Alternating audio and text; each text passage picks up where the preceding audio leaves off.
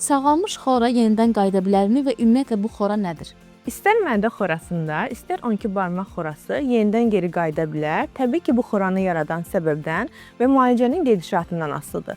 Xora mədənin selikli qişasında yaranan dərin iz buraxan bir defektdir və müalicə müddətində bu toxuma elastikliyini itirərək çapıq toxuması ilə əvəzlənərək sağalmanı göstərir. Xoranın əsas yaranma səbəbi Helicobacter pylori bakteriyasıdır ki, müalicə prinsipində digər dərmanlarla kombinə olunmuş antibiotik terapiyası xoranın müalicəsində təyin olunur və əgər antibiotik terapiyası axıra qədər davam olunursa, xoranın yenidən qayıtma riski 10%-in altındadır. Əsasən mədə xorasında anti-Helicobacter pylori testi istər endoskopiyada, istər nərsin antigen testində, istər ureaza nəfəs testində mədə xoralarında 6-8 həftə, 12 barmaq xoralarında isə 2-4 həftə sonra test olunaraq neqativlik təsdiq olunarsa, bu zaman xoranın geri qayıtmaq şansı 10%-in altındadır. Yox, müalicə əgər axıra qədər olunmursa, yarıda saxlanılırsa, bu 3-6 aydan sonra da bəzi pasientlərdə isə hər il təkrarlana bilər.